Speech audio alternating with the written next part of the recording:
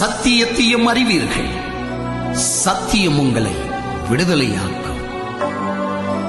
யோவான் 8ஆம் அதிகாரம் 32ஆம் வசனம். எல்லா மனுஷர் ரட்சிக்கப்படுவோம், சத்தியத்தை அறிகின்ற அறிவில வளருவோம். தேவன் சித்தமுள்ளவராயிருக்கிறார்.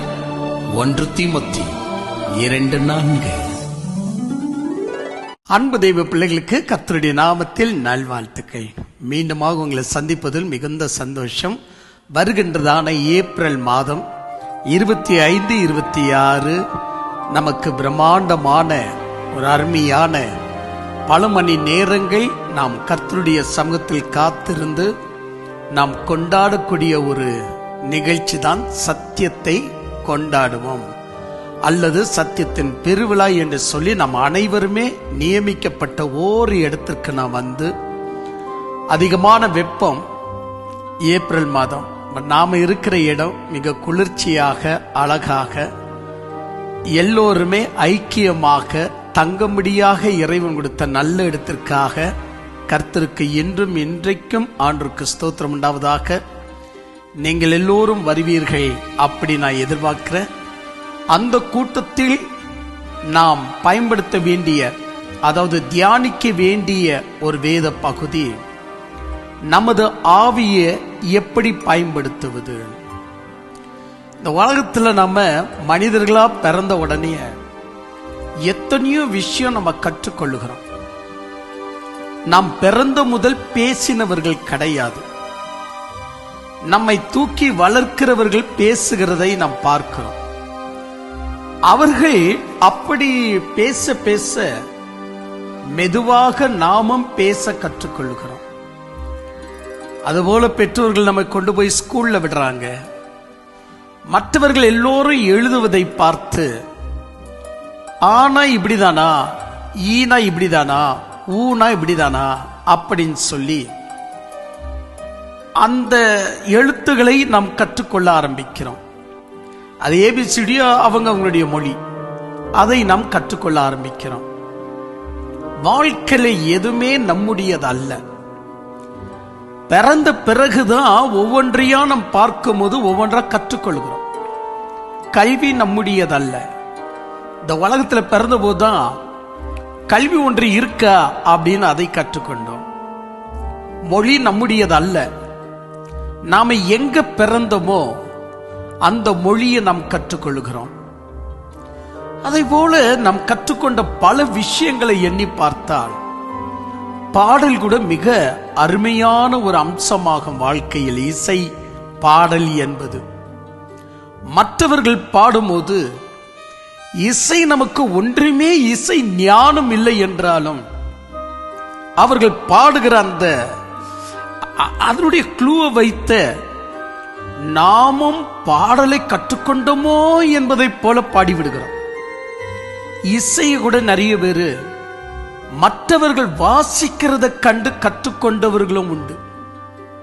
நேரடியாக பல்வேறு நபர்களை நான் சந்திச்சிருக்கிறேன். கிளாஸ் போனது கிடையாது.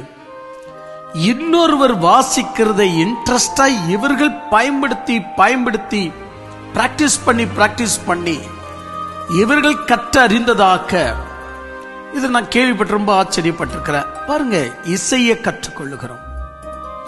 வளர வளர வேலைகளை நாம் கற்றுக்கொள்ளுகிறோம். என்னென்ன வேலை செய்யணும், சோ இந்த வேலை என்னால செய்ய முடியுமா? எங்க அப்பா ஒரு கார்பெண்டரு, அப்ப நம்ம இந்த தொழில் நம்ம ஒழுங்கா கற்றுக்கொள்ளலாமா? அவரோடு கூட இருந்து அது நமக்கு பழக்கமாயிருது. எங்க அப்பா டிரைவரு, எங்க அப்பா இசைக்கருவியை வாசிக்கிறவரு, அவர் வந்து சாப்ட்வேர் கம்பெனியில வேலை செய்யக்கூடியவர். அதுக்கு ஏற்றபடியா சிறு வயதுல இருந்து அந்த பழக்கம் நமக்குள்ள வந்து விடுகிறது. அவர் எலக்ட்ரிஷியனா, அதுக்கேற்றபடி வயர்களை பின்னுவதும், டெஸ்டரை எடுத்து நம்ம டெஸ்ட் பண்ணுவதும், டாக்டரா அதுக்கேற்றபடி சிந்திக்கிறதும், இன்ஜினியரா நம்முடைய அப்பா அதுக்கேற்றபடி அதுல பழக்கம் கொள்ளுவதும், மெதுவாக அது நமக்கு அறிமுகம் ஆகிவிடுகிறது. இது வேலை விஷயம் என்று சொல்லலாம்.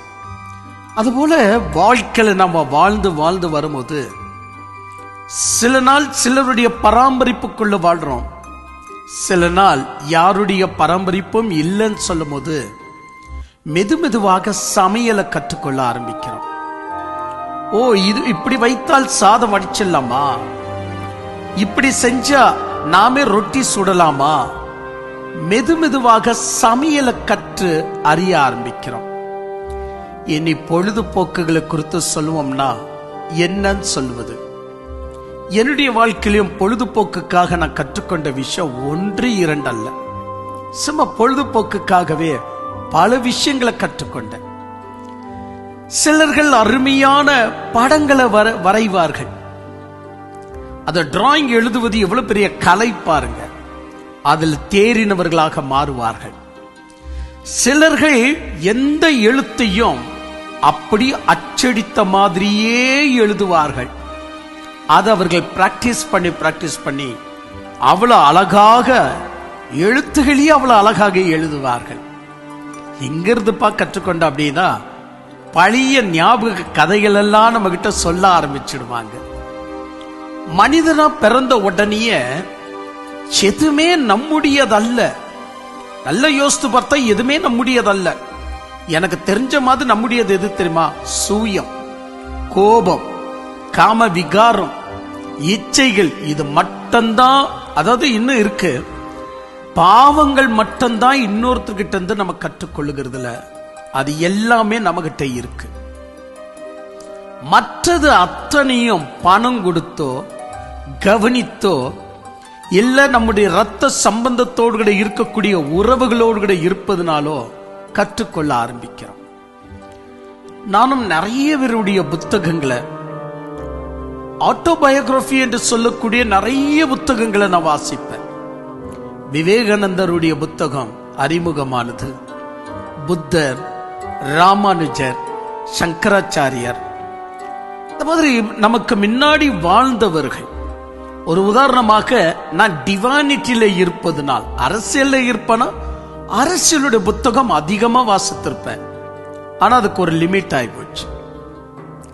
சோ இப்ப நம்ம ஸ்பிரிச்சுவல்ல இருப்பதுனால் ஒரு கிறிஸ்டியானிட்டியுடைய ஸ்பிரிச்சுவல் நோ, இந்துல இருக்கக்கூடிய ஸ்பிரிச்சுவாலிட்டி, இஸ்லாம்ல இருக்கக்கூடிய ஸ்பிரிச்சுவாலிட்டி, புத்திசம்ல இருக்கக்கூடிய ஸ்பிரிச்சுவாலிட்டி, அவங்க என்ன சொல்றாங்க ஸ்பிரிச்சுவாலிட்டியை பத்தி, தோயிசம்ல சொல்லக்கூடிய ஸ்பிரிச்சுவாலிட்டி என்ன, இவையெல்லாம் சிறு வயதிலிருந்து படித்து படித்து பார்த்து நான் இதே லைன்ல இருக்கிறேன் இல்லையா, இதற்கேற்றபடிதான் நம்மால நம்ம வாசிக்கும் போது இதுல நாம் முன்னேற முடியும். அப்போ நம்முடைய வாழ்க்கையில நிறைய விஷயங்களை நம்ம படிக்க இதெல்லாம் இப்படி இருக்கா அப்படி இருக்கா அப்படின்னு சிந்திக்க ஆரம்பிக்கிறோம். எத்தனையோ புத்தகங்களை வேஸ்ட் பண்ணிக்கணும். பின்புதான் என்ன சொல்லலாம், 2002 முதலாக ஐபேடு, கம்ப்யூட்டர் என்கிறதை எனக்கு சொந்தமா வாங்க ஆரம்பிச்சேன். அது வரைக்கும் கம்பெனியில இருந்துச்சு. அதுக்கு பின்புதான் மெதுமெதுவாக இவைகளை புக்குங்களை சேர்க்க ஆரம்பிச்சேன். ஏறக்குரிய ஒரு 7000-8000 புத்தகங்களை வைத்திருக்கிறேன். அப்ப நீங்க நினைச்சு பாருங்க, எத்தனை விஷயங்களை பார்த்து எத்தனை விஷயங்களை படித்து இதெல்லாம் என்ன இருக்கும், நம்மை திசை திருப்பக்கூடிய புத்தகங்களும் உண்டு, நம்ம வாழ்க்கையை நாசப்படுத்தக்கூடிய புத்தகங்களும் உண்டு, அறியாம இருக்கக்கூடிய இருளை போக்கக்கூடிய புத்தகங்களும் நம்முடைய வாழ்க்கையில சந்திக்கிறது. அந்த புத்தகங்கள் எல்லாம் அப்படி வாழ்க்கையுடைய பல விஷயங்களை கடந்து வரும்போதுதான் நம்ம அநேக விஷயங்களை சரியாக சிந்திக்கவோ சரியாக பேசவோ கற்றுக்கொள்ள ஆரம்பிக்கிறோம். அது வரைக்கும் நம்மளால முடிகிறது இல்லை. இப்படி இருக்க என் அன்பு தெய்வ பிள்ளைகளை, இப்படி எல்லாம் கற்றுக்கொண்ட நாம் நல்லா யோசித்து பாருங்க, எத்தனை விஷயம் நீங்கள் கற்றுக்கொண்டிருப்பீங்க. அவ்வளெல்லாம் விஷயம் கற்றுக்கொண்ட நீங்க இந்த பேனர் பார்க்கும்போது தெரியும், நமக்கு ஏப்ரல் மாதத்துல இருக்கக்கூடிய இந்த கூட்டத்துல சாட்டர்டே முழுவதுமாக்க சண்டவன் சேர்த்து 7 மணி நேரம் எனக்கு கொடுக்கப்பட்டிருக்குது பேசும்படியாக. இந்த 7 மணி நேரத்தில் நாம் கேட்கக்கூடிய தியானிக்கக்கூடிய ஒரு தலைப்பு என்ன அப்படின்னா, நமது ஆவியை பயன்படுத்துவது எப்படி. இதை நான் உண்மையிலேயே சொல்லுகிற, உலகத்துல 0% இந்த புத்தகம், எங்கேயும் இந்த புத்தகம் கிடையாது, யாரும் எழுதவும் முடியாது. அது அவ்வளவு தைரியம் வேணும். ஏன்னா முதலாவதாக மனிதனுக்கு ஆவி இருக்கிறதா என்பது நிரூபிக்க கூட கொஞ்சம் தயக்கம் தான், கொஞ்சம் லேட்டு தான். சைக்காலஜி அப்படின்னு சொல்லக்கூடிய ஒரு சப்ஜெக்ட விஞ்ஞானிகள் தடுமாறி சைக்கோ என்கிற ஒரு சப்ஜெக்ட் தங்களுக்குள்ள ஏற்றுக்கொள்ள, மனிதன் ஒரு சவுலிஷ், செல்பிஷ் மட்டுமல்ல சவுலிஷ், மனிதனுக்குள்ள சோல் இருக்கு, மனிதனுக்குள்ள ஆத்துமா இருக்கு அப்படின்னு விஞ்ஞானிகள் ஒரு கொஞ்ச வருஷம்தான், ஒரு 120 வருஷத்துக்கு முன்னாடி தான் மனிதனுக்குள்ள சோல் இருக்கு அப்படின்ற ஒரு முடிவுக்குள்ள விஞ்ஞானிகள் வந்தார்கள். அது வரைக்கும் விஞ்ஞானத்துல அவங்களுக்கு தெரிஞ்சதெல்லாம் மனிதனுக்குள்ள இருக்கிற மூச்சு, மனிதனுக்கு வெளியே இருக்கிற பாடி, இதை தவிர விஞ்ஞானத்துல வேற எந்த விஷயமும் சொல்லப்படல. இப்பதான் ஒரு 120 வருஷமாக்க சோல் என்பது மனிதனுக்குள்ள இருக்கு அப்படின்னு சைக்கோ என்று சொல்லக்கூடிய கிரீக்கு வேர்டு உடைய சோல் என்கிற இங்கிலீஷ, அதாவது இங்கிலீஷ் வேர்ட்ல அந்த சோலை விஞ்ஞானிகள் ஒப்புக்கொள்ள ஆரம்பித்தார்கள். ஒரு வகையில் விஞ்ஞானிகள் சொல்லுவதனால இருந்தோம், சித்தர்கள் சொல்லுவதனால இருந்தோம், ஏதோ வேதங்கள் சொல்லுவதனால இருந்தோம், மனிதனுக்குள்ள, மனிதன் மட்டுமல்ல அவனுக்குள்ள ஒரு ஆத்மா இருக்கிறது. அந்த ஆத்மாவை பற்றி பல்வேறு மத புத்தகங்கள்ல பேசுவதுண்டு. நீங்களும் அதை பற்றி கேள்விப்பட்டிருப்பீர்கள். ஆனா எந்த மத புத்தகமும் அவனுக்குள்ள இருக்கிற ஆவியை குறித்து பேசுவது அவ்வளவு ஒரு தைரியமான விஷயம் எந்த மதத்திலையும் கிடையாது. ஏன்னா இப்ப விஞ்ஞானிகள் சைக்கோ என்ற ஆத்மாவுடைய விஷயத்தை அங்கீகரித்ததுனால் ஓரளவுக்கு மனிதன் ஆத்மாவை குறித்து பேசுறான். ஆனா ஆவி எங்க இருக்கு, ஆவி எப்படிப்பட்டதா இருக்கிறது, அதை பேச மாட்டான். ஏன்னா அது ரொம்ப டேஞ்சரான ஒரு விஷயம். என்னன்னு சொல்லணும்னா, அதிக நம்முடைய நேரத்தையும் அதிக நம்முடைய நிதானிப்பையும் அதுக்கு செலுத்த வேண்டியதாக இருக்கு. இதை குறித்து அநேக கிறிஸ்துவத்துல சில புத்தகங்கள் மனிதன் ஆவி, ஆத்மா, சரீரம் உள்ளவன் என்பதையெல்லாம் ரவுண்டு அது இதெல்லாம் காட்டி, இங்க பாருங்க இதுதான் சரீரம், இதுதான் ஆத்மா, இதுதான் ஆவி என்று சொல்லுவார்கள். அதை நான் தவறு என்று சொல்லல, அவங்களால முடிந்த முயற்சி அவர்கள் செய்திருக்கிறார்கள். இப்ப நான் இந்த 102வது சத்தியத்தின் பெருவிழாவில், ஏன்னா அதற்கு முன்னாடி சத்தியத்தின் பெருவிழாவை நிறைய நடத்திட்டோம். 102வது சத்தியத்தின் பெருவிழா பெண்டிங்.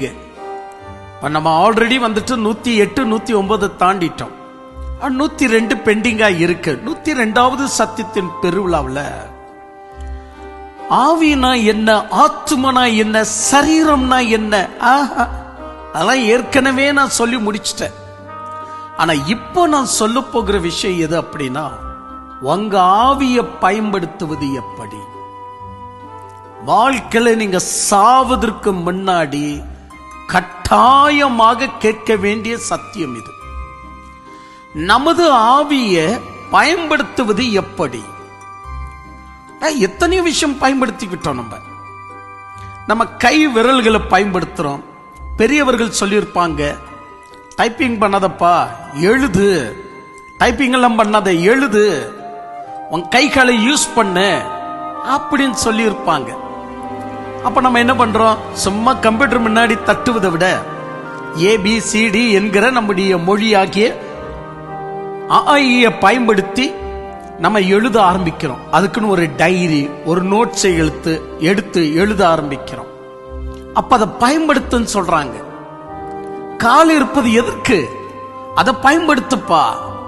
கை இருக்கிறது எதுக்கு, அதை பயன்படுத்துப்பா அப்படின்னு சொல்லி அதை பயன்படுத்துவது எப்படின்னு கற்றுக் கொடுத்து விடுகிறார்கள். அதுல நம்ம பயின்று வந்து விடுகிறோம். என் அன்பு தெய்வ பிள்ளைகளை, இப்படி எதை பயன்படுத்தணும் என்று சொல்லும் போது அவையெல்லாம் பயன்படுத்த ஆரம்பிக்கிறோமா இல்லையா? சில வீடுகளில் போய் பார்த்தா புதுசா வாங்கி வச்ச துணி அப்படியே இருக்கும்.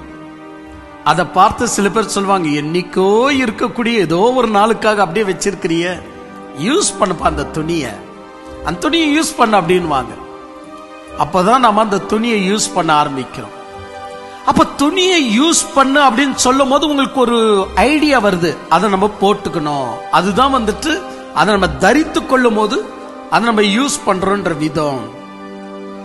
கை காலை பயன்படுத்தி வேலை செய்யும் போது அதை நம்ம யூஸ் பண்ற விதம் அப்படி நம்ம தெரிஞ்சுக்கிறோம்.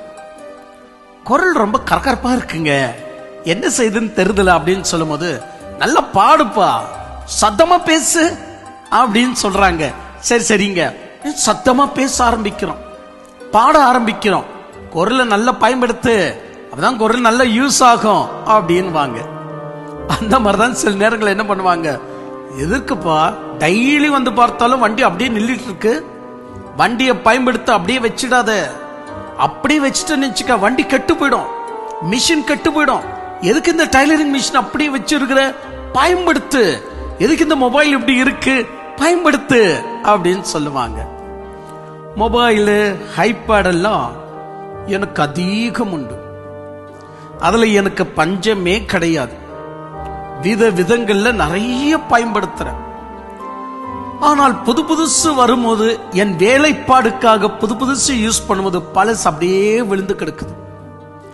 அதை மற்றவர்களுக்கு கொடுக்கலாம் அப்படின்னு சொன்னாலும் அவர்களுக்கு அந்த பயன்பாட்டு தெரிகிறது இல்லை. அப்படி என் வீட்டில் விழுந்து கிடக்கிற ஐபேட்ஸுங்க, போன்ஸுங்க நிறைய இருக்கு. அதை பயன்படுத்தாம நான் மறந்து விடுவதனால் கெட்டு போயிருது. அவருடைய பேட்டரி வந்துட்டு 0% வந்த உடனே அதை மறுபடியும் சார்ஜ் பண்ணுவது மிக கஷ்டப்படுறேன். சரி, இதெல்லாம் போட்டுமே, காரு, பைக்கு, இதை போல நீங்க எத்தனை பொருள் நீங்க வச்சிருப்பீங்க, எத்தனை விஷயம் பயன்படுத்தப்படுகிறது. நல்லா யோசித்து பாருங்க. யாராவது வந்து இது பயன்படுத்தலைன்னா கெட்டு போயிடும் சொல்லும் போது உடனே இறங்கி அதை பயன்படுத்த ஆரம்பிச்சிடறோம். சரி, இவைகளெல்லாம் பயன்படுத்துறோமே, இந்த பேனரை பார்க்கும்போது உங்கள் ஆவியை பயன்படுத்துவது எப்படி என்கிறத உங்க ஸ்கூல்ல சொல்லி கொடுத்திருப்பாங்களா? உங்க நண்பர்களோடு கூட நீங்க ஒரு நாளாவது பேசியிருப்பீங்களா? உங்க போதகர் என்னைக்காவது இதை குறித்து பேசியிருப்பாரா? நீங்கள் என்றைக்காவது இதை குறித்து தான் ஒரு புத்தகத்தை நீங்கள் வாசித்திருப்பீர்களா என்று நான் கேட்கிறேன். நானே சொல்லிவிடுகிறேன், சாத்தியமே இல்லை. ஏன்னா இந்த லைன்ல சிறு வயதுல இருந்து நான் இருப்பதுனால் ஆவியை பயன்படுத்துவது எப்படி என்று ஒரு புத்தகம் கூட உலகத்தில் வெளியிடப்படல. ஆவி என்று சொன்ன உடனே பல விஷயம் நினைவுல வருது. பைபிள்ல ஆவி என்று சொல்லுகிற வார்த்தைய புதிய ஏற்பாட்டின்படி நான் கிரீக்கு மொழியை கற்றுக்கொண்டு வாசித்து நான் இன்டர்பிரேஷன் செய்கிறேன் என்று சொன்னாலும் சாத்தியமே இல்லை ராஜா, சாத்தியமே இல்லை. ஆவியை குறித்து ரைட் இன்டர்பிரேஷன் கொடுக்க வசனங்கள் நம்மளுக்கு சப்போர்ட்டிவா இல்லை. வசனம் சப்போர்ட்டிவா இல்லை என்பதை விட நம்முடைய மொழி சப்போர்ட்டிவா இல்லை.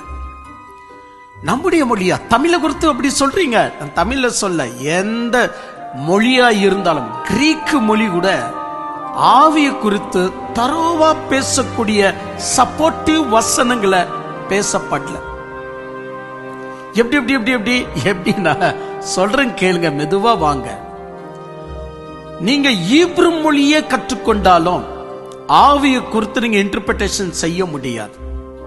ஏன்னா பல்வேறு விதங்கள்ல மனிதன் தன் வாயை திறந்து பேசும்போது அவன் மனசதான் ஆவி நினைச்சுக்கிறான், ஆவியதான் ஆத்துமா நினைச்சுக்கிறான். இப்படி வசனங்கள் மாறி மாறி வரும், மாறி மாறி வசனங்கள் வரும்.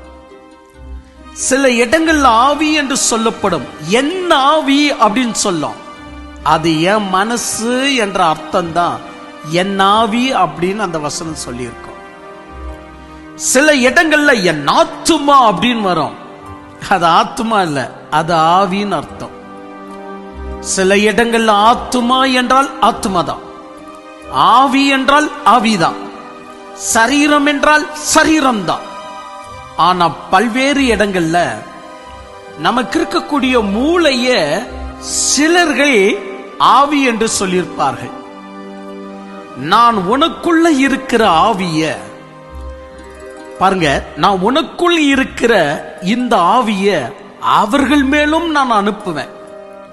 நான் உனக்கு என்னெல்லாம் மலை மீது காட்டி இப்படி இப்படி செய்யணும் என்று சொன்னேனோ அவையெல்லாம் நீ செய்கிறவர்களுக்கு சொல்ல வேண்டிய அவசியம் இல்லை. ஏன்னா உன்னுடைய ஆவிய அப்படியே அவங்களுக்குள்ள நான் கொடுப்பதுனால் நீ சொன்ன மாத்திரத்தில் அதே மாதிரி வடிவத்தில் அவர்கள் செய்து விடுவார்கள் அப்படின்னு ஆண்டவர் மோசேக்கு சொல்றார். அப்போ உன்னுடைய ஆவிய அவர்களுக்கு கொடுப்பேன் என்று அவ்வளவு அழகாக வசனம் இருந்தாலும் அது ஆவி அல்ல. நான் உனக்கு என்னெல்லாம் சொல்லி கொடுத்தனோ அந்த புத்திய அவங்களுக்கும் நான் வர பண்ணுவேன், அந்த ஞானத்தை அவங்களுக்கும் நான் கொடுப்பேன். நீ எதை மலை மீது பார்த்தியோ அந்த தரிசனத்தை அவங்களுக்கும் நான் கொடுப்பேன். இதெல்லாம் சொல்லுவதற்கு பயன்படுத்தக்கூடிய சிம்பிள் வேர்டு, உன்னாவிய அவர்களுக்கும் கொடுப்பேன். நீங்க ஈப்ரு மொழியை வாசித்தாலும் ஆவி என்கிறதுக்கு ரைட் இன்டர்பிரேஷன் செய்ய முடியாது. ஏன் சொன்னா அங்க மோசையின் ஆவி பகிர்ந்தெடுக்கப்படாது, மோசைக்கு கொடுக்கப்பட்ட ஞானம்தான் பகிர்ந்தெடுக்கப்படும். நீங்க நல்லா கவனிச்சு பாருங்க. நான் இப்பொழுது பேச பேச பேச என் ஞானம் உங்களோடு கூட ஷேர் ஆகும், என் ஆவி ஷேர் ஆகாது. அப்போ மோசவுடைய ஆவி ஷேர் ஆனதா?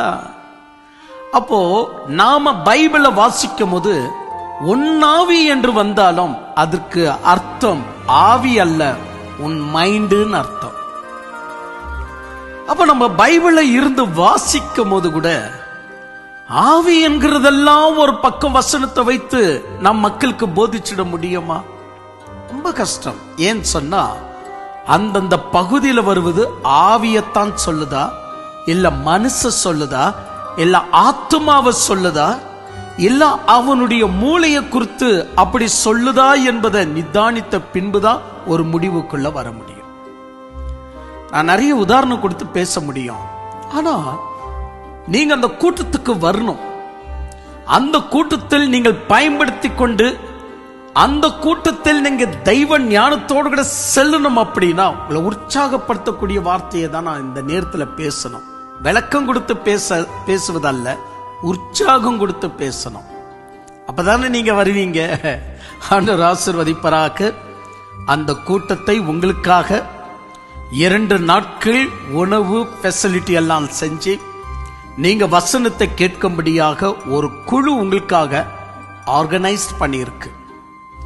அவன் நீங்க என்ன செய்யலாம், பை வாக்கோடு கூட வந்து நடந்து வந்து கூட்டத்தில் நல்லா ஜம்முன்னு உட்கார்ந்து 3 வேளை 4 வேளை சாப்பிட்டு வசனத்தை கேட்டு நீங்க வீட்டுக்கு திரும்பலாம். இவ்வளவு பெரிய அதிருஷ்டமான ஒரு விஷயத்தை உங்களுக்கு ஒரு குழு செய்து அப்படின்னு சொன்னா அதை பயன்படுத்திக்கங்க. சரி என் அன்பு தெய்வ பிள்ளைகளை, அப்போ இன்னைக்கு நம்ம கவனிக்க போகிற ஒரு விஷயம் என்ன, நமது ஆவியை பயன்படுத்துவது எப்படி. நான் தான் சொல்லிட்டேனே, நமது ஆவியை பயன்படுத்துவது எப்படி என்று கிறிஸ்தவத்திலையும் வெளியும் இதை வரைக்கும் ஒரு போதனை கூட வந்ததல்ல, ஒரு புத்தகமும் வந்ததல்ல. எவராலையும் பேச முடியாத ஒரு விஷயம். நானும் என் சிறு வயதுல இருந்து இதையெல்லாம் நான் கேட்டதும் கிடையாது. நமக்கு ஒரு ஆவி இருக்குன்னு சிலர்கள் நல்ல எக்ஸ்பிளைன் செய்வார்கள். ஆனா ஆவியை பயன்படுத்துவது எப்படி என்று சொல்ல மாட்டார்கள். தெரியாது சொல்ல. உண்மையா சொல்லப்போம் என்றால் அவர்களே அந்த ஆவியை பயன்படுத்தி இருக்க மாட்டார்கள். எப்படி எப்படி எப்படி எப்படி எப்படின்னு சொல்றேன் கேளுங்க. சில நேரங்களில் உங்களுடைய வாழ்க்கையில வளர்ந்த விதத்துல நீங்க பார்க்கும் போது ஒரு விஷயம் உங்களுக்கு நினைவுக்கு வரும். மூளை யூஸ் பண்ண அப்படின்னு சொல்லியிருப்பாங்க பெரியவங்க. இல்ல உங்க ஃப்ரெண்டு கூட பலமுறை சொல்லியிருப்பான், ஏண்டா உனக்கு மூளையே யூஸ் ஆகுறது இல்லையா அப்படின்னு சொல்லியிருப்பான். இல்ல டீச்சருங்க சொல்லியிருப்பாங்க, ஞானத்தை யூஸ் பண்ணுப்பா, ஞானத்தை யூஸ் பண்ணு அப்படின்னு சொல்லியிருப்பாங்க. அப்போ நீங்க என்ன கற்றுக்கொண்டீர்கள்? நீங்க அந்த விஷயத்தை நன்றாக சிந்தித்து பாருங்கள். ஞானத்தை நம்ம எப்படி யூஸ் பண்றது அல்ல, யோசித்து பாருங்க. ஞானத்தை நம்ம எப்படி யூஸ் பண்ணோம்? சரி, மூளை ஒன்று இங்க தலையில இருக்கு, மூளை இருக்கு. இந்த மூளையை நம்ம எப்படி யூஸ் பண்ணோம்? நல்ல ஞாபகம் பண்ணி பாருங்க, எப்படி நம்ம யூஸ் பண்ணோம்? ஆமா, மூளையை யூஸ் பண்ணோம் அப்படின்னா இன்னைக்கு நாம என்ன செய்கிறோம்? மற்றவர்கள் பாடுகிறத அப்படியே கேட்டு மூளையில உள்வாங்கி கொண்டு நாம அதன்படியே பாட ட்ரை பண்றோம். மற்றவர்கள் செய்கிறத அப்படியே பார்த்து நாமும் செய்யும்படி முற்படுகிறோம். மற்றவர்கள் பேசுகிறது, மற்றவர்கள் சொல்லுகிறத செய்கிறதை பார்த்து நாம் அப்படியே செய்து விடுகிறோம். அது ரொம்ப ஈஸி.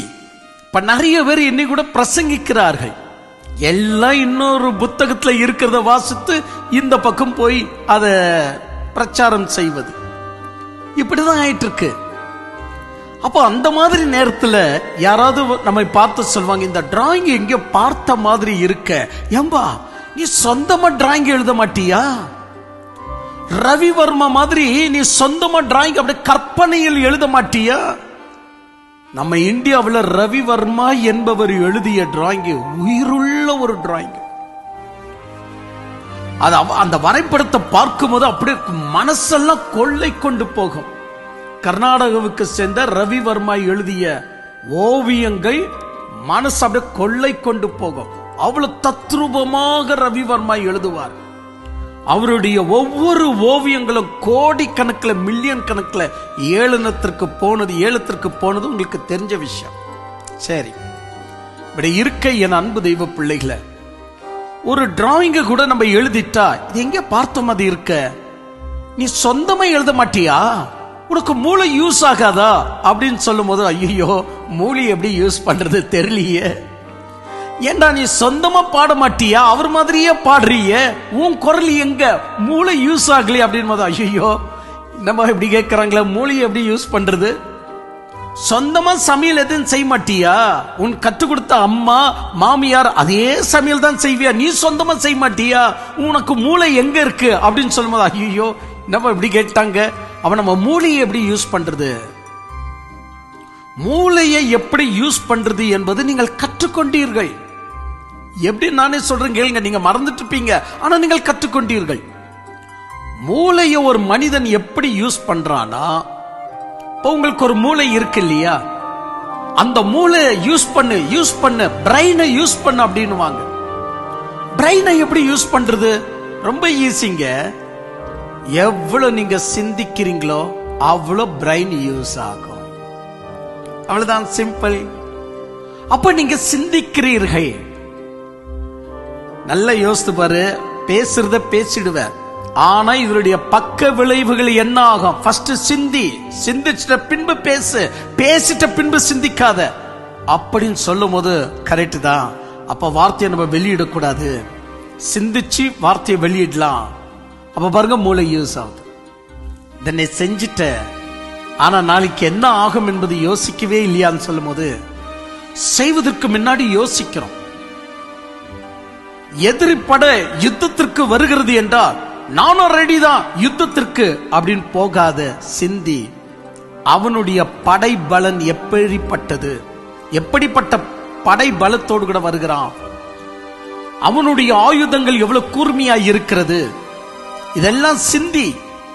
வாங்கிட்ட இருக்கிற படையை கொண்டு அவனோடு கூட மோதிட முடியுமா? சிந்திச்சு பாரு. உங்ககிட்ட இருக்கிற ஆயுதங்களை வச்சுட்டு அவனை தோற்கடிக்கப்பட வைக்க முடியுமா? உன் வீரம் எப்படிப்பட்டது, உன் விரோதியுடைய வீரம் எப்படிப்பட்டது, சிந்தி. அப்ப மூளையை யூஸ் பண்றோம். பதுங்கிருந்து அவனை தாக்கலாமா, இல்ல நேரடியாக தாக்கி உயிரை விட்டுலாமா, சரணடைந்து விட்டு அவன் கேட்கக்கூடிய கப்பாவை கட்டிக்கொண்டு வாழ்க்கையை தள்ளிக்கிட்டு போலாமா? சிந்திக்கிறோமா இல்லையா? மூளை யூஸ் ஆகுது. இந்த மூளையை யூஸ் பண்ணக்கூடிய அந்த பதவியில இருக்கிறவங்களுக்கு தான் நம்ம முக்கிய மந்திரி அப்படின்னு சொல்லுவோம். சிஎம் சொல்றமே, அவங்க மூளையை யூஸ் பண்றது தான். சிஎம் என்று சொன்ன மந்திரின்னு அர்த்தம். அப்போ நீங்க நல்லா கவனிச்சு பாருங்க, மூளையை யூஸ் பண்ணு அப்படின்னு சொல்லும் போது சிந்திப்பது தான் மூளையை யூஸ் பண்ணக்கூடிய வழிமுறை. ஈஸியா வந்துச்சா? அப்ப சும்மா கிடக்கிற சரீரத்தை யூஸ் பண்ணுன்னு சொன்னா அதுக்கேற்றபடி எடுக்கிறது, பிடிக்கிறது, வைக்கிறது, வேலை செய்வது, இதுதான் சரீரத்தை யூஸ் பண்றது. என் அன்பு தெய்வ பிள்ளைகளை, இப்படி இருக்கும்போது உங்களை யாராவது பார்த்து உங்க ஆத்துமா நல்லா யூஸ் ஆயின்னு இருக்குங்க அப்படின்னு சொன்னா நீங்க நம்புவீங்களா? ஏன் அப்படின்னு சொன்னா உங்க ஆத்துமாவை நீங்க யூஸ் பண்ணிட்டு இருக்கிறீங்கன்னு உங்களுக்கே தெரியாமல் இருக்க யாரோ ஒருவர் வந்து உங்க ஆத்துமா சூப்பரா யூஸ் ஆயின்னு இருக்குங்கன்னு சொன்னா எப்படி உங்களால நம்ப முடியும்? ஆத்துமா விடுங்க, ரொம்ப ஈஸி. உங்க ஆவி சூப்பரா ஒர்க் ஆயின்னு இருக்குங்க அப்படின்னு சொன்னா எப்படிங்க நம்மால சரிங்க சரிங்க ரொம்ப தேங்க்ஸுங்க, என் ஆவி நான் தான் யூஸ் பண்ணிட்டு இருக்கிறேன் அப்படின்னு சொல்ல முடியுமா? நம்ம ஆவியை யூஸ் பண்றது நமக்கு தெரியாது. நம்ம ஆவியை எப்படி யூஸ் பண்ணணும் என்பது நமக்கு தெரியாது. இன்னொரு விஷயம் என்னன்னு சொன்னா, ஆவி என்பது சில இடங்கள்ல மூச்சு என்று எழுத்துகள் வரும். நமக்குள்ள ஒரு மூச்சு இருக்கு இல்லையா, அந்த மூச்சு தான் ஆவி என்று சில இடங்கள்ல எழுதப்படும். நீங்கள் யோபு புஸ்தகம் இவை எல்லாவற்றையும் நீங்கள் கொஞ்சம் கொஞ்சமா நீங்கள் வாசித்து வருவீர்கள் என்றா, ஆவி குறித்து யோபு அவ்வளவு அழகாக பேச மாட்டாப்ல. எப்பொழுதெல்லாம் யோபு ஆவியை குறித்து ஆவி என்ற வேர்டோடு கூட பேச ஆரம்பிக்கிறாரோ அப்பொழுதெல்லாம் யோபு தன் மூச்சை தான் சொல்ல ஆரம்பிக்கிறார். யாருக்கு அறிவை போதித்தாய்? உன்னிடத்திலிருந்து புறப்பட்ட ஆவி யாருடையது? யோபு சொல்றார், 26ஆம் அதிகாரம் 4ஆம் வசனத்துல சொல்றாரு, யாருக்கு அறிவை போதித்தாய்? உன்னிடத்திலிருந்து புறப்பட்ட ஆவி யாருடையது? புறப்பட்ட ஆவி யாருடையது? ஆக்சுவலி வந்துட்டு நம்ம இடத்துல இருந்து ஆவி புறப்படாது. ஆனா இங்க புறப்படுகிற ஆவி என்று சொல்லும். ஆவி ஆக்சுவலி புறப்படாது. விரல் எப்படி புறப்படும்? விரல் புறப்பட முடியாது. என் சரீரத்தில் இருக்கக்கூடிய என் விரலை நான் எப்படி புறப்பட வைக்க முடியாதோ, என் காலை என்னை விட்டு தனியாக புறப்பட வைக்கிற சக்தி என்கிட்ட எப்படி இல்லையோ, அப்படியேதான் யாருடைய ஆத்மாவையும் ஆவியும் செப்பரேட்டா அவர்கள் படுத்தி பார்க்க அதிகாரம் கிடையாது. சிலர்கள் சொல்லுகிறார்கள், நான் கூண்டு விட்டு கூண்டு பாய்கிறேன் அப்படின்னு, ரமணஸ்ரீ மாதிரி சிலர்கள் சொல்லி இருக்கலாம். ஆனால் அது உண்மைக்கு ஒத்து வராது. சத்தியம் என்ற அடிப்படைக்கு அது ஒத்தே வராது. காது குளிர கேட்கலாம். மனிதனுக்கு அப்படியோர் நிகழ்ச்சி இருக்கு, அவனுக்கு எந்த விதமான அதிகாரம் கிடையாது. சத்திய வேதத்தில் இப்படி சொல்லப்பட்டிருக்கிறது, மனிதன் தன் மூச்சை விடாமல் அவனால் பிடித்து வைத்திருக்க முடியுமா?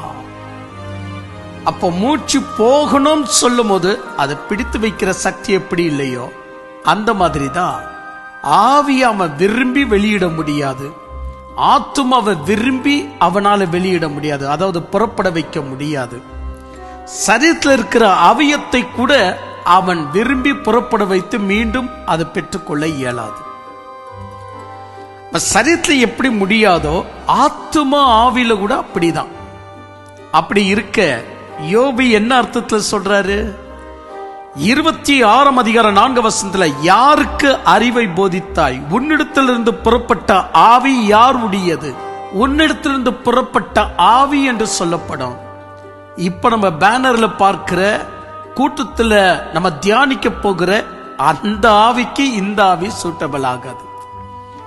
இங்க உன்னிடத்திலிருந்து புறப்பட்ட ஆவி யாருடையது அப்படின்னு சொல்லக்கூடியதோ, புதிய ஏற்பாட்டுல ஆவி என்று சொல்லக்கூடிய வார்த்தையோ, பெரும்பளவு கிறிஸ்தவர்களுக்கு ஒரு பிரச்சனை இருக்கு. ஆவி என்ற வார்த்தை வரும்போதெல்லாம் கிறிஸ்தவர்கள் பரிசுத்த ஆவியை தான் நினைத்து விடுவார்கள். ஆவி என்று புதிய ஏற்பாட்டில் எங்கேயோ ஒரு எழுத்து வருகிறது என்று வைத்துக் கொள்வோம். அதை நம்ம வாசிக்க ஆரம்பிக்கிறோம். நீங்கள் தேவனுடைய ஆலயமாய் இருக்கிறீர்கள், தேவனுடைய ஆவி உங்களில் வாசமாய் இருக்கிறது என்று அறியாதிருக்கிறீர்களா என்று 1 கொரிந்தியர் புஸ்தகம் 3:16 சொல்லப்படுதுன்னு வச்சுக்குவோம். தேவனுடைய ஆவி உங்களில் வாசமாய் இருக்கிறத அறியாதிருக்கிறீர்களா என்று சொல்லும் போது இங்க எப்படி பிரதட்சமாக தேவ ஆவி, பரிசுத்த ஆவி என்று சித்தரிக்கப்படுகிறதோ அப்படிதான் பல்வேறு இடங்கள்ல நாம நம்முடைய ஆவியை குறித்து பேசும்போது கூட அப்படியேதான் அந்த ஆவிதானோ என்று நாம் நினைத்து விடுகிறோம். பரிசுத்த ஆவியை தான் குறித்து பேசப்படுகிறதோ என்று நாம் நினைத்து விடுகிறோம். அந்த அளவில் ஆவி என்ற வேர்டு சில இடங்கள்ல பைபிள்ல நாம யூஸ் பண்ணக்கூடிய ஞானத்தை குறித்து ஆவி என்று சொல்லும். என் ஆவி எனக்குள்ள தீயங்குகையில், என் ஆவி எனக்குள்ள தீயங்குகையில் என்று தாவீது சொல்லுவார். என் ஆவி எனக்குள்ள தீயங்குகையில் அப்படின்னா என் மனசு எனக்குள்ள தீயங்குகையில் என்ற அர்த்தம். ஆவி என்றாகாது. இல்ல இல்ல, ஹீப்ரு புஸ்தகத்துல பாரு, இந்த ஆவி என்று சொல்லப்பட்டிருக்கு. நீ எந்த மொழியில வாசித்தாலும், ஹீப்ரு மொழியே வாசித்தாலும், ஆவி என்கிற வார்த்தை இருந்தாலும் சில இடங்கள்ல மனசை குறிக்கும், ஆவியை குறிக்காது. சில இடங்கள்ல ஞானத்தை குறிக்கும், ஆவியை குறிக்காது. அப்போ ஆவியை குறிக்கத்தக்கதான வாசகங்கள் என்ன? மனிதனுக்கு இருக்கக்கூடிய ஆவி மனித ஆவி என்று சொல்லலாம். தேவனுக்கு இருக்கக்கூடிய ஆவி தேவ ஆவி என்று சொல்லலாம். மனிதனுக்குள்ள இருக்கக்கூடிய ஆவிய மனிதனாவி என்று சொல்லுவது எப்படியோ, தெய்வத்திற்குள்ள இருக்கக்கூடிய ஆவிய தேவ ஆவி என்று பெயர் பெற்று பைபிள் எப்படி சொல்லுகிறதோ, அப்ப அதுவும் தேவன் தானே. ஏன் இந்த நேரத்தில் இந்த சின்ன வார்த்தையை சொல்றேன்னா, பரிசுத்தாவிய தெய்வம் என்று ஏற்றுக்கொள்ளாத அநேக உபதேசங்கள் இருக்கிறது. அப்ப மனித ஆவிய கூட மனித ஆவி இல்லைன்னு தான் நீங்க போதிக்கணும். ஏன்னா தேவ ஆவியே வந்துட்டு அது தேவ ஆவி அல்லாது வெறும் ஆவின்னு சொல்றீங்களே. உங்களுக்கு ஒரு விஷயம் தெரியுங்களா? நமது ஆவியை பயன்படுத்துகிற விதம் தான் நீங்கள் வாழ்கிற விதமே. சரி, இதுல நிறைய விஷயம் படி சொன்னோன்னு நினைக்கும் போது நிறைய விஷயங்கள் நமக்கு நினைவுக்கு வர ஆரம்பிக்குது. எது எப்படியோ, ஆனா நீங்கள் மெதுவாக இந்த விஷயங்களை கொஞ்சம் அப்படியே தியானம் பண்ணிட்டு வந்தா கர்த்தருடைய வேதம் வேற எதையோ நமக்கு சொல்ல வருது. நமது ஆவியை நாம் பயன்படுத்தி கொண்டிருக்கிறோமா? நமது ஆவி பயன்பாட்டில் இருக்கா? சோ நமது ஆவியை பயன்படுத்தாமலேயே வாழ்க்கையை சும்மா நடத்தி விடுகிறவர்களும் உண்டு. ஆவியை பயன்படுத்தப்பட்டிருக்கும், ஆனா ஆவி பயன்படுத்தப்பட்டிருக்கிறது என்பது தெரியாமல் போகிறவர்களும் உண்டு. உலகத்தில் இப்படி ரெண்டும் உண்டு. ஆனா இதெல்லாம் ஒரு பக்கம் இருக்க, 1 தெசலோனிக்கர் புஸ்தகம் 5ஆம் அதிகாரம் ஒரு கணம் நாம் 23ஆம் வசனத்தை வாசித்து பார்ப்போம்னா, பைபிள் சொல்லுகிறது, சமாதானத்தின் தேவன் தாமே உங்களை முற்றிலும் பரிசுத்தமாக்குவராக, உங்கள் ஆவி ஆத்தும சரீரம் முழுவதும் நம்முடைய கர்த்தராகிய இயேசு கிறிஸ்து வரும்போது முற்றும் முடியதாக காக்க கடவதாக அப்படின்றார். நம்முடைய ஆவி ஆத்ம சரீரம் என்று சொல்லி 3ஐயும் பிரிச்சு காட்டுறார். நம்முடைய ஆவி ஆத்ம சரீரம் குற்றமற்றதாக இருக்கணும். கவனிச்சிங்களா? அப்ப மனிதனுக்கு சரீரம் என்பது எப்படி நம்பத்தக்கதாக மேல் நோட்டத்தில் பார்க்கிறோமோ, அதே மாதிரிதான் மனிதனுக்குள்ள ஆத்மா இருக்கு. அந்த ஆத்மாவுடைய வேலை என்ன? அதே போல மனிதனுக்குள்ள, அதாவது நம்ம பாடிக்குள்ள ஆத்மா மட்டுமல்ல, ஆவி வேற இருக்கு. அப்ப மனிதனுக்குள்ள இருக்கக்கூடிய ஆவி செயல்படுகிற விதம் என்ன? இவை எல்லாம் நாம் இந்த கூட்டத்தில் மிக அருமையாக கவனிக்க போறோம். அதனால இந்த கூட்டத்தை மிஸ் பண்ணிக்காதீங்க. இந்த கூட்டத்திற்காக உங்களுக்கு ஆர்கனைஸ் பண்ணக்கூடியவர்கள் உற்சாக மனதோடு கூட, நல்ல மனதோடு கூட, எங்களால முடிந்தது நாங்கள் கூடுகிற ஜாட்டு சபையின் வாயிலாக இந்த கூட்டத்தை நடத்துவோம் என்று சொல்லி பொதுவான இடமாக்கிய நாம எல்லோருமே அங்க கொள்ளைகால், கர்நாடகா பகுதியில் இருக்கக்கூடிய அமைதியான ஒரு இடமாக்கிய கொள்ளைகாலுக்கு நம்ம கூட போகிறோம். அவர்கள் அதை ஏற்பாடு செய்திருக்கிறார்கள். இந்த ஏற்பாடை நம்ம மிஸ் பண்ணிக்கலாமா? வாழ்க்கையில் நம்ம மூளையை கூட யூஸ் பண்ணுவதற்காக சிந்திக்க சிந்திக்க மூளை கூட யூஸ் ஆகுது. அப்படின்னா ஆவியை யூஸ் பண்ணதற்காக சிந்திக்கலாமா? நீங்க எவ்வளவு சிந்திக்கிறீங்களோ மூளை தான் யூஸ் ஆகும், ஆவி யூஸ் ஆகாது. அப்ப கடவுள் எதற்காக ஆவியை கொடுத்திருக்கிறார்? ஆதியாகமம் புஸ்தகத்தை நீங்கள் வாசித்து பாருங்கள், 2ஆம் அதிகாரம் 27ஆம் வசனம். ஆதியாகமம் புஸ்தகம் 2ஆம் அதிகாரம் 27ஆம் வசனத்திற்கு வரும்போது ஒரு வார்த்தை கூட நீங்கள் ஆவி என்ற வார்த்தையை நீங்க கவனிக்கவே முடியாது. ஆதியாகமம் புஸ்தகம் 6ஆம் அதிகாரம் 3ஆம் வசனத்திற்கு வரும்போதுதான் என் ஆவி மனிதனோடு கூட போராடாது அப்படின்னு ஆண்டவன் அந்த இடத்துல தன்னாவிய குறித்து சொல்லுகிறாரே ஒழிய நம்முடைய ஆவி எங்கிருந்து ஆரம்பிக்கப்படுகிறது அப்படின்னு நீங்க கவனித்து பார்ப்பீங்கன்னா ஆவியை பற்றி எங்கேயும் சொல்லல. ஆதியாகமம் புஸ்தகத்தை நீங்க முழுமையாய் வாசித்தாலும் ஒரு எழுத்து கூட நமக்கு ஆவி இருக்கிறதாக சொல்லப்படுறது இல்லை. ஏன்?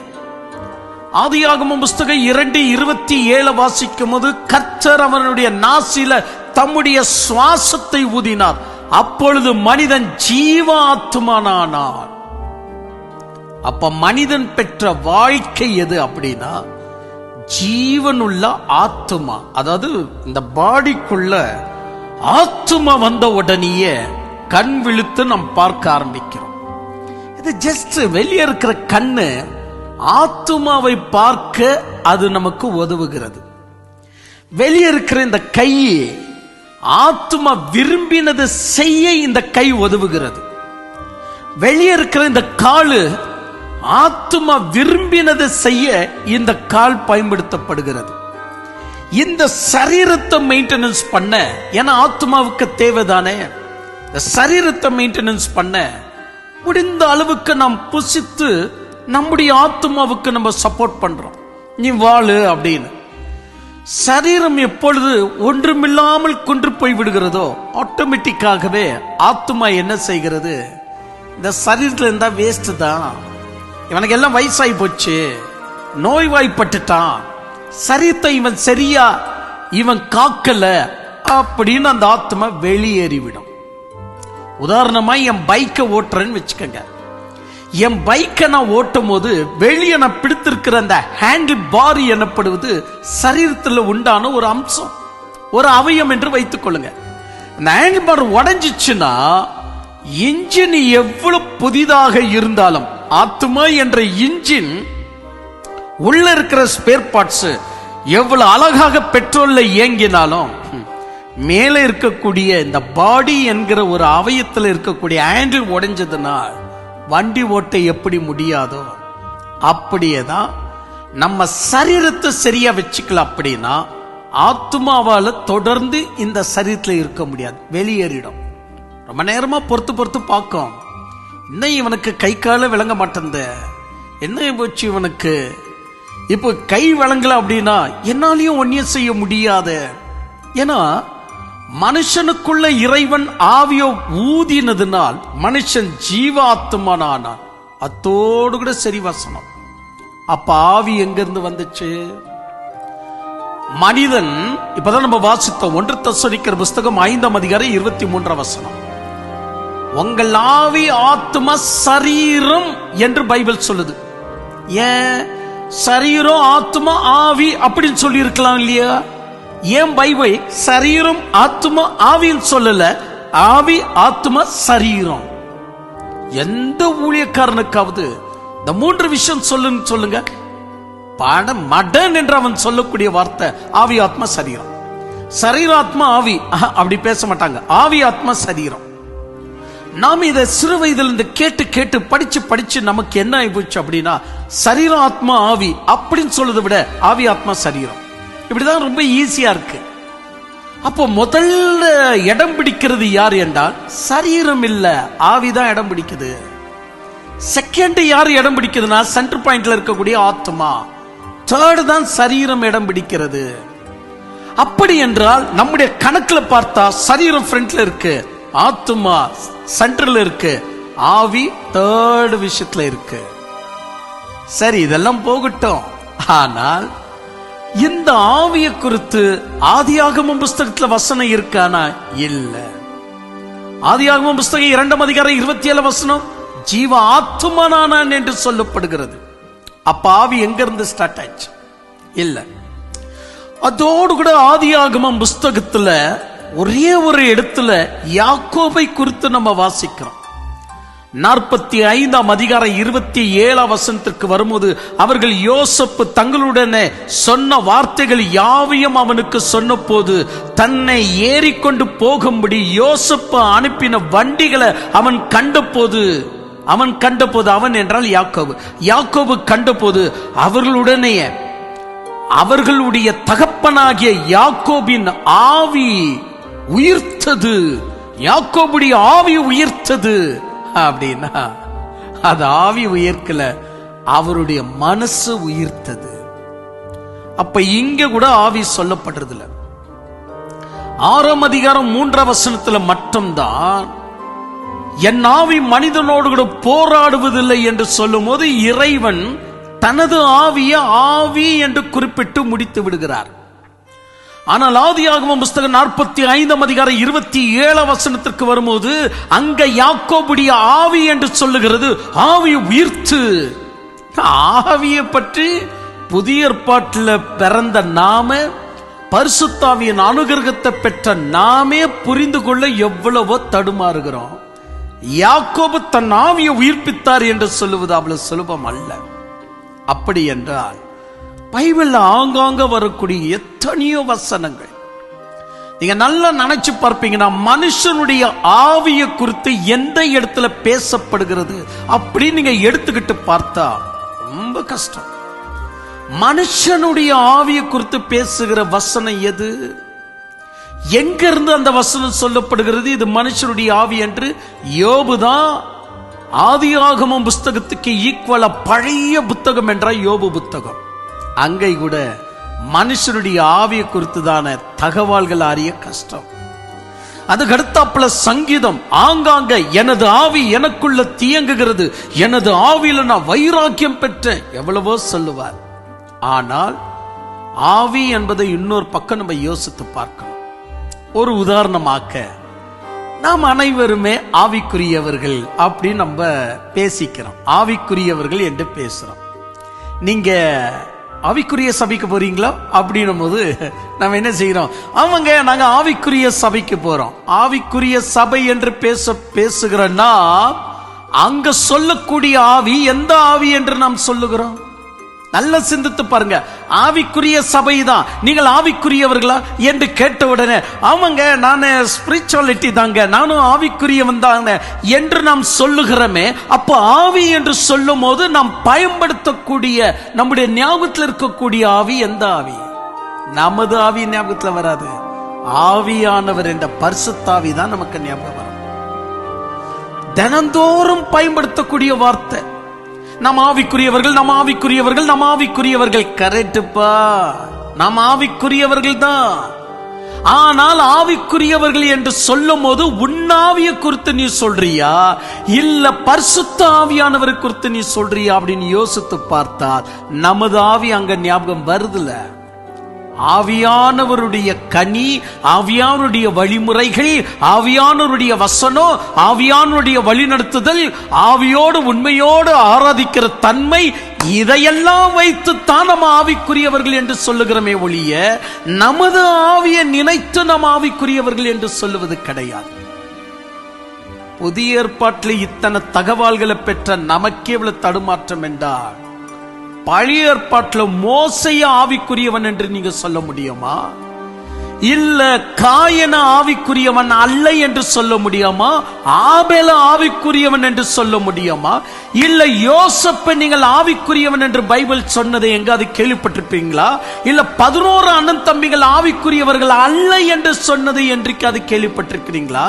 எலியா ஒரு ஆவிக்குரியவன் என்று சொல்லுகிறது என்றால் மற்ற இஸ்ரேல் எல்லாம் ஆவிக்குரியவர்கள் அல்ல என்று என்னைக்காவது வேதம் சொல்லுகிறதா? ஏசாயா ஆவிக்குரியவர் என்று சொன்னால் மற்ற தீர்க்கதரிசிகள் ஆவிக்குரிய தீர்க்கதரிசிகள் என்று வேதம் சொன்னதை என்னைக்கு அது கேள்விப்பட்டிருக்கிறீங்களா? பழைய ஏற்பாட்டை பொறுத்த வரைக்கும் ஆவிக்குரியவர்கள் என்கிற வார்த்தைக்கு இடமே கிடையாது. உண்மை விஷயம். ஆவிக்குரிய கிறிஸ்தவர்கள் என்று சொல்லி நாம தான் இப்பொழுது பேசிக்கொண்டு திரிகிறோமே ஒழிய, பழைய ஏற்பாட்டிலும் ஆவியானவர் இருந்தார்.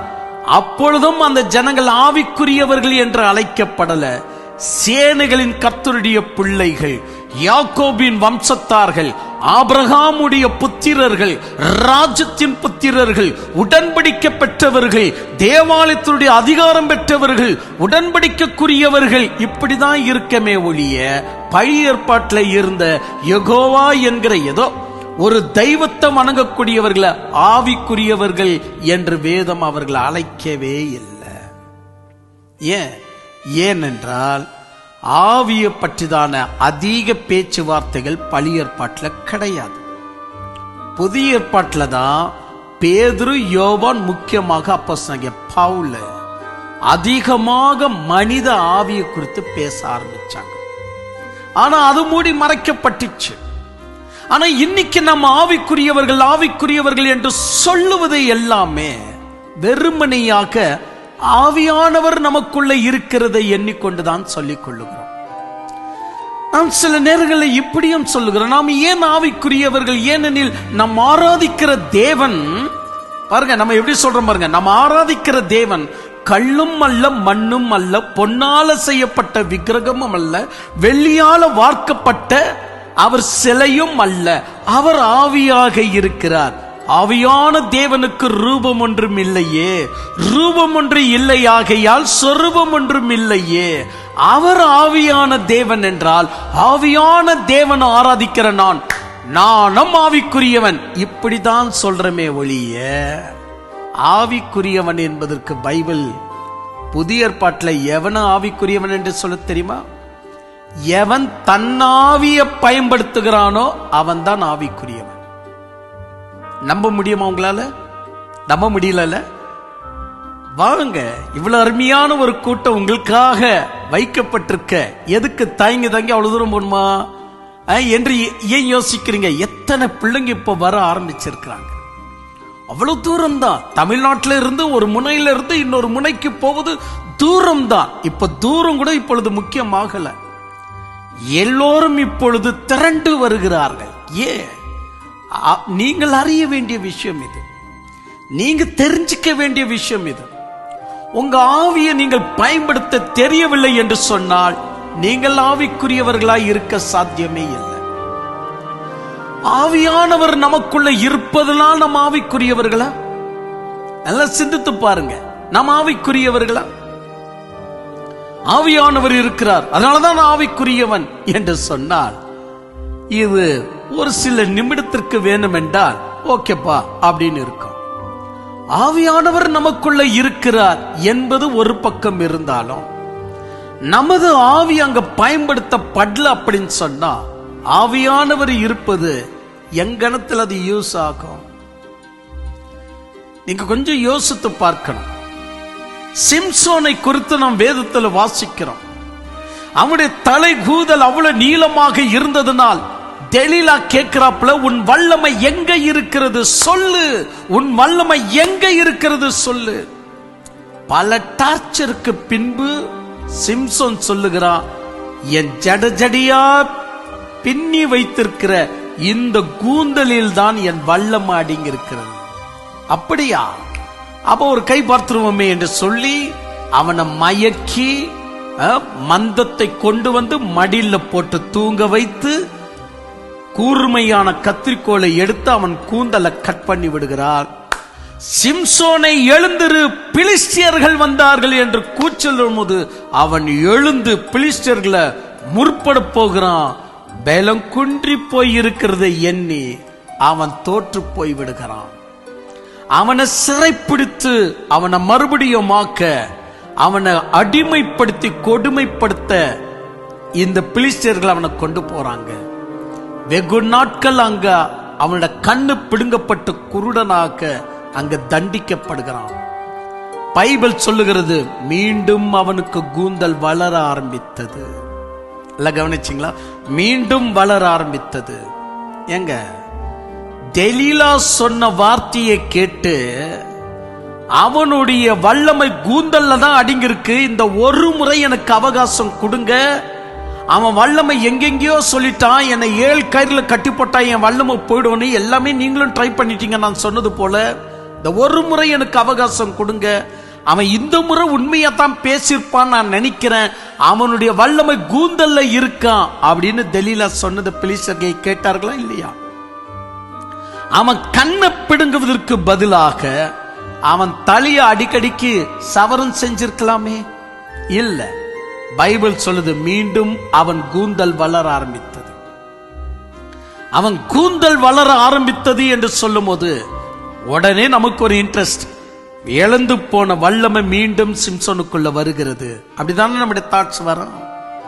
அப்போ அதுக்கு ஏற்றபடியாகவே முழு மண்டபமே 2 தூண்களால் நிற்கப்பட்டதை தன்னுடைய வல்லமையை பயன்படுத்தி தள்ளி எல்லா பிலிஸ்டர்களும் ஒரே நேரத்தில் கொன்று போட்டான சிம்சோனு. அந்த கூந்தல் மீண்டும் வளர்ந்தது என்ற நினைவு தானே நமக்கு வரும். ஆனா பைபிள் அப்படி சொல்லல. முன்னை போல சிம்சோன் பிலிஸ்டர்களை எதிர்கொள்வேன் என்று எந்திரிக்கும் போது ஆவியானவர் அவனை விட்டு விலகி இருந்தார். ஆவியானவர் அவனை விட்டு விலகி இருந்தார். எனவே அவன் பலம் குன்றினவனா மாறினான். மீண்டும் அவனுக்கு பலம் எப்படி கிடைத்தது?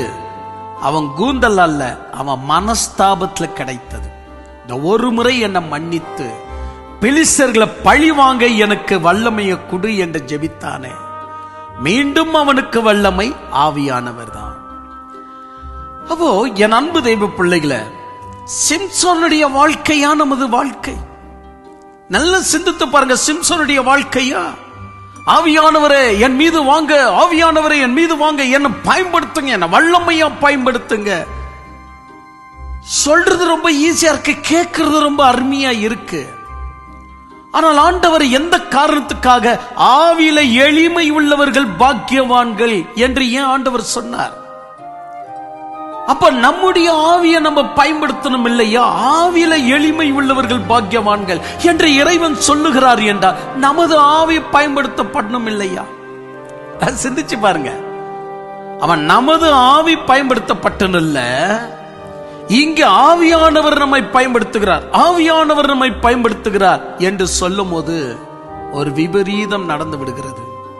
அது என்ன என்று சொன்னால், நாம் அப்படிதான் நினைச்சிட்டு ஆவியானவர் தான் என்ன பயன்படுத்துறார், ஆவியானவர் தான் என்ன பயன்படுத்துறார், அதான் பிசாசுகளை துரத்திக்கிட்டு இருக்கிறேன், அதனாலதான் நான் தீர்க்கதரிசனம் சொல்லி திரிகிறேன், அதனாலதான் நான் அற்புதம் அடியாளங்களை செஞ்சிட்டு இருக்கிறேன் அப்படி நம்ம நினைக்க ஒரு நாள் ஆண்டவர் சொல்வாரா, அக்கிரமச்செய்கைக்காரர்கள் நீங்க யாருன்னு எனக்கு தெரியாது. எப்போ ஒரு மனிதன் தன் ஆவியை பயன்படுத்த தெரிஞ்சுக்கிறானோ, எப்பொழுது நீங்கள் உங்க ஆவியை நீங்கள் பயன்படுத்த ஆரம்பிக்கிறீர்களோ அப்பொழுது நடக்கிற மாற்றம் மாம்பெரிய மாற்றம். ஏனவைதான் இறைவன் நிக்கோதேமுக்கு சொல்றாரு, நான் உனக்கு மெய்யாகவே சொல்லுகிறேன், ஜலத்தினாலும் ஆவியினாலும் பிறக்காவிட்டால் நீ பரலோக ராஜ்யத்தில் பிரவேசிக்க முடியாது. அப்போ இங்க ஆவி பறக்கிற விஷயம் நம்முடைய திருச்சபையை பொறுத்த வரைக்கும் பரிசுத்த ஆவியானவர் என்று சொல்லி கொடுத்துட்டாங்க. அதனால ஜலத்தினாலும் ஆவியினாலும் பிறக்கிறது என்று சொன்னால், ஜலம் என்றால் நிறைய பேர் இன்னும் ஞானஸ்தானம் என்றுதான் நினைக்கிறார்கள், ஆவி என்றால் பரிசுத்த ஆவி என்றுதான் நினைக்கிறார்கள். எவையெல்லாம் தேவன் செய்யணுமோ அவையெல்லாம் தேவன் செய்து விடுகிறார். உதாரணமாக தேவன்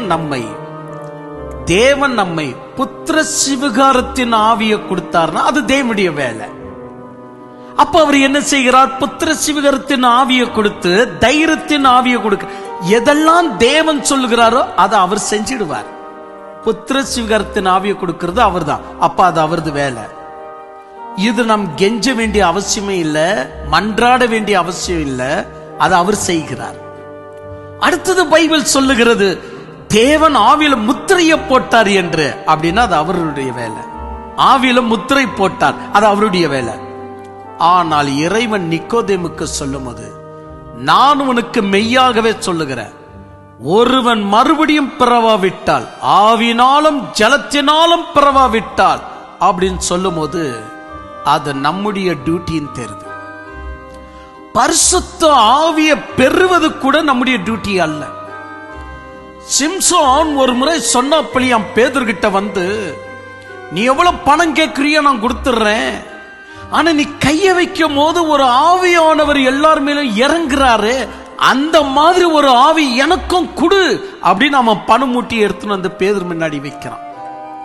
அப்பொழுது பேதுரு சொல்றார், அடக்கிருக்க, பரிசுத்த ஆவிய பணத்தினாலும் பெற முடியாது, முயற்சிகளாலும் பெற முடியாது. பரிசுத்த ஆவிய மனிதன் முயற்சினாலே பெற முடியாதுன்னா அது நம்ம கையில இல்ல. அவனுடைய கிறுக்குத்தனத்துக்கு ஏற்றபடியா ஒரு சிச்சையும் கொடுக்கப்படுகிறது, குருடனாகி விடுகிறான். எல்லாம் நீங்க பைபிள்ல வாசித்திருப்பீங்க.